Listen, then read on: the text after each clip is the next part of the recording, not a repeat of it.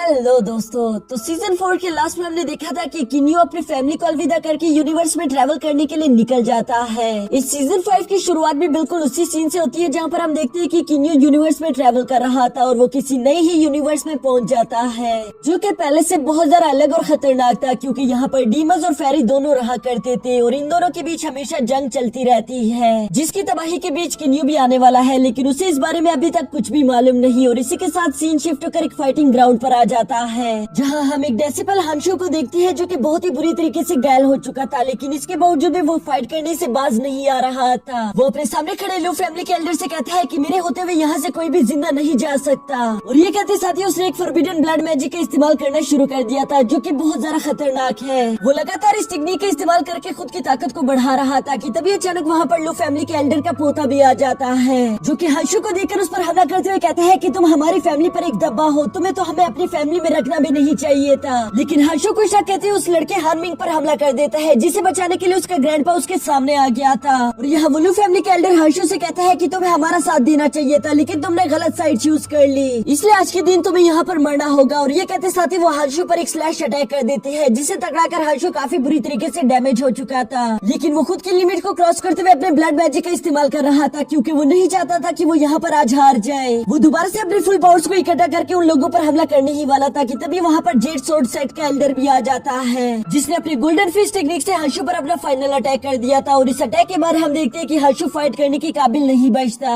वो ऊपर से धीरे धीरे नीचे गिर रहा था, जहाँ बेहोश होने से पहले वो कहता है कि क्या मैं अपने मकसद में कामयाब हो गया। यह तभी किन्यू में बड़ी तेजी के साथ वहाँ पर पहुँच जाता है, जिसने हंशु को कैच कर लिया था और वो उसे सेफली जमीन पर लाकर रख देता है। हंशु किन्यू से कहते हैं कि मास्टर आपको यहाँ पर नहीं आना चाहिए था, क्योंकि ये लोग आपको मारने का प्लान बना रहे हैं। यहाँ किन्यू हंशु की ऐसी हालत देखकर काफी ज्यादा इमोशनल हो गया था। तभी वहाँ पर एक लड़की भी रोती हुई सीधा हंशु के पास आ जाती है, जो कि हंशु से बहुत ज्यादा प्यार करती थी, लेकिन यहाँ पर हंशु की हालत बिल्कुल भी ठीक नहीं थी और इसी वजह से वो अपने होश खो देता है। ये देखकर किन्यू काफी ज्यादा इमोशनल होने के साथ साथ बहुत ही ज्यादा गुस्से में आ गया था। वो कहता है कि हंशु तुम हमेशा कहते थे कि मुझे हेवन ब्रेकिंग सोर्ड आर्ट सिखाओ, तो आज मैं तुम्हारे मास्टर होने के नाते तुम्हें हेवन ब्रेकिंग सोर्ड आर्ट जरूर सिखाऊंगा। और वो ये कहते साथ ही उसके फर्स्ट फॉर्म को एक्टिवेट कर लेते हैं, जिसमें एक थंडर सोर्ड बड़ी तेजी के साथ जाकर हार्मिंग के सीने को चीर देती है। ये देखकर उसका ग्रैंडपा काफी ज्यादा इमोशनल हो गया था। वो किन्यू से कहते हैं कि तुमने ये बिल्कुल भी ठीक नहीं किया, जबकि दूसरी तरफ हम किन्यू को देखते हैं जो कि बहुत ही ज्यादा गुस्से में था, और इसी वजह से वो second form of heaven breaking sword art technique को एक्टिवेट कर लेता है, जिसकी वजह से दो सोर्ड बड़ी तेजी के साथ जाकर लू फैमिली के एल्डर को भी जान से मार डालती है। जिसके बारे में बताया जाता है कि ये सब कुछ 1 साल पहले शुरू हुआ, जहाँ हम देखते हैं कि किन्यू नया नया एक दूसरे प्लेनेट पर आया हुआ था। वहाँ आने के बाद वो देखते हैं कि वहाँ पर मौजूद छोटे छोटे बच्चे भी गोल्डन कोड लेवल तक पहुँचे हुए हैं। ये देखकर तो वो काफी ज्यादा हैरान हो गया था, जिस पर उसके साथ मौजूद उसके असिस्टेंट बताती है कि ये मेपल स्टार मून है, यहाँ पर छोटे छोटे बच्चों के पास भी बहुत ज्यादा हाई एनर्जी होती है। ये देखकर तो किन्यू वाकई में काफी ज्यादा हैरान हो गया था, क्योंकि उसे गोल्डन कोड लेवल तक पहुँचने में काफी ज्यादा मेहनत करनी पड़ी थी। साथ ही हम देखते हैं कि वो छोटा सा बच्चा बहुत बड़े बड़े हैवी स्टैचूज के साथ खेल रहा था। तभी अचानक उसका ध्यान थोड़ा सा हट जाता है, जिसकी वजह से उनमें से एक स्टैचू सीधा जाकर एक औरत को लगने ही वाला था कि तभी वहाँ पर हम एक लड़की को देखते हैं, जो कि कोई और नहीं बल्कि हंशु था।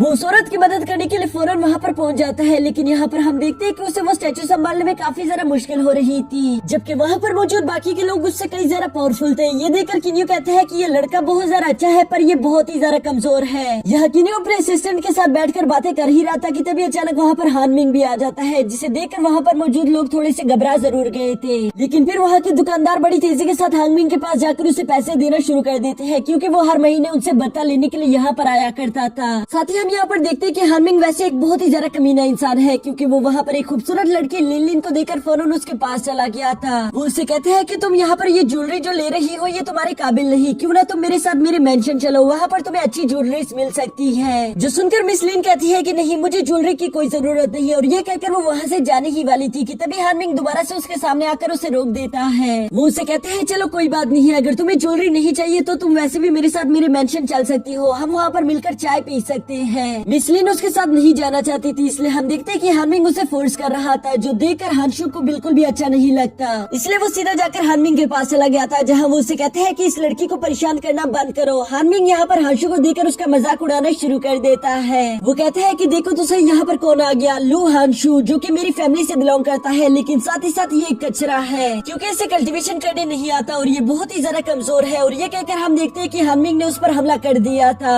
दूसरी तरफ बैठा हुआ किन्यू ये सब देख रहा था, लेकिन वो कुछ न कहते हुए बस आराम से शराब एंजॉय करता है। जबकि यहाँ साथ ही हम देखते हैं कि मिस लिंग को भी काफी ज्यादा गुस्सा आ गया था। वो भी हानमिंग पर हमला करने ही वाली थी, लेकिन उसकी सर्वेंट उससे कहती है कि हमें ऐसा नहीं करना चाहिए वरना आपके फादर हम पर बहुत ज्यादा गुस्सा हो जाएंगे। और ये कहकर वो मिस लिंग को लेकर वहाँ से चली जाती है। जिसके बाद पीछे खड़े हानमिंग को तो काफी ज्यादा गुस्सा आ रहा था। वो हानशु से कहते हैं कि यहाँ पर वो लड़की तुम्हारी वजह से मुझसे दूर चली गई, इसलिए आज मुझे तुम्हें अच्छा सबक सिखाना होगा ताकि कभी भी तुम दोबारा मेरे रास्ते में ना आओ। और ये कहते साथ ही हानमिंग अपने साथियों से कहते हैं कि हानशु को पीटना शुरू करो। जो सुनते साथ ही वो सब लोग अभी हानशु को पीटने के लिए जा ही रहे थे कि तभी किन्यू अपनी शराब की प्याली को बड़ी तेजी के साथ थ्रो करते हुए वहाँ पर मौजूद सारे सोल्जर्स को उठाकर दूर पटक देता है, जो देखकर हानमिंग को काफी ज्यादा गुस्सा आ गया था। वो किन्यू से कहते हैं कि आखिर तुम हो कौन, क्या तुम नहीं जानते कि तुम मेरी बिजनेस में टांग नहीं अड़ा सकते, नहीं तो ये तुम्हारे लिए अच्छा नहीं होगा। और ये कहते साथ ही उसने किन्यू पर भी हमला कर दिया था, जिसे किन्यू बहुत ही आसानी के साथ ब्लॉक कर लेता है। दूसरी तरफ उसकी खड़ी असिस्टेंट बड़ी तेजी के साथ हानमिंग पर हमला करके उसे नीचे गिरा देती है। जबकि साथ ही किन्यू हानशु के पास जाकर उसे अपनी पावर से हील करते हुए दोबारा से खड़ा कर देता है। साथ ही वो उससे कहता है कि अगर तुम चाहो तो तुम इन लोगों से अपना बदला ले सकते हो, लेकिन हानशु किन्यू से कहता है कि नहीं, ये लोग मेरे भाइयों की तरह है, प्लीज आप इन्हें माफ कर दीजिए। ये लोग बेशक थोड़ी गलतियाँ करते हैं लेकिन ये सुधर जाएंगे। जो सुनकर किन्यू उन सब लोगों को आजाद कर देता है। और इसके बाद किन्यू वहाँ से जाने ही वाला था, लेकिन तभी हानशु उसके सामने आ जाता है, जो कि किन्यू से कहता है कि तुमने यहाँ पर मेरी मदद की, तो इसलिए मैं चाहता हूँ कि तुम प्लीज मेरे साथ मेरे घर चलकर एक कप चाय जरूर पियो,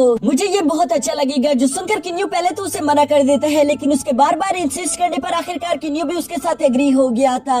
जिसके बाद नेक्स्ट सीन में हम किन्यू को हानशु के घर देखते हैं, जहाँ पर हानशु उन्हें चाय सर्व कर रहा था। यहाँ किन्यू हानशु को अपना नाम बताते साथ ही साथ सवाल करता है कि जब हानमिंग और हानशु तुम दोनों एक ही फैमिली से बिलोंग करते हो तो वो तुमसे इतनी नफरत क्यों करता है। जिस पर हानशु बताता है कि ये मेपल स्टार मून है, यहाँ पर जो ज्यादा ताकतवर होता है सिर्फ लोग उसी की इज्जत करते हैं और मैं ताकतवर नहीं हूँ, इसलिए यहाँ पर कोई भी मुझसे अच्छे से पेश नहीं आता, लेकिन ये मेरे लिए नॉर्मल सी बात है। ये सुनकर किन्यू ने पूरी तरीके से हानशु को स्कैन कर लिया था। जिसके बाद किन्यू से बताता है कि असल में तुम्हारे मेंडेरियन काफी ज्यादा पतला है, जिसकी वजह से वो अच्छे से एनर्जी स्टोर नहीं कर पाता, इसलिए तुम जल्दी जल्दी कल्टीवेशन करके अपना लेवल ब्रेक थ्रू नहीं कर पाते। ये सुनकर हानशु फौरन किन्यू के सामने झुक गया था। वो उससे कहता है कि अगर आपके पास इसको ठीक करने का कोई रास्ता है तो प्लीज मुझे बता दीजिए, मैं इसके लिए कुछ भी करने के लिए तैयार हूँ। जो सुनकर किन्यू कहता है कि मेरे पास एक रास्ता जरूर है, लेकिन उसकी वजह से तुम्हें काफी ज्यादा तकलीफ का सामना करना पड़ेगा। ये सुनकर हानशु खुशी खुशी उसके लिए मान गया था। जिसके बाद हम देखते हैं कि किन्यू उसका हाथ पकड़कर अपनी एनर्जी से उसका मेंडेरियन पूरी तरीके से तोड़ देता है। यह किन्यू ने ऐसा इसलिए किया था कि उसका मेंडेरियन दोबारा से जुड़कर अब पहले से ठीक हो जाए, जो कि बिल्कुल वैसा ही होता है। हानशु भी अब महसूस कर पा रहा था कि उसका मेंडेरियन अब पहले से काफी ज्यादा बड़ा और स्ट्रॉन्ग हो चुका है। अब यहाँ हानशु भी अपने मेंडेरियन को महसूस कर पा रहा था। वो समझ जाता है कि अब उसका मेंडेरियन पहले से बड़ा और स्ट्रॉन्ग हो चुका है। साथ ही साथ उसे यहाँ पर किन्यू के रियल पावर्स के बारे में भी थोड़ा बहुत अंदाजा हो गया था, इसलिए वो किन्यू के सामने झुककर कहता है प्लीज सीनियर आप मुझे अपना स्टूडेंट बना लीजिए। जिस पर किन्यू उसे अपना स्टूडेंट बनाने के लिए मना कर देता है। यहाँ उसके जाने के बाद उसके असिस्टेंट किन्यू से सवाल करती है कि मास्टर आपने ऐसा क्यों किया। पहले आपने उसका कैरेक्टर टेस्ट किया, उसके बाद आपने उनका मेंडेरियन ठीक किया, पर जब उसको स्टूडेंट बनाने की बारी आई तब आपने उसे रिजेक्ट कर दिया।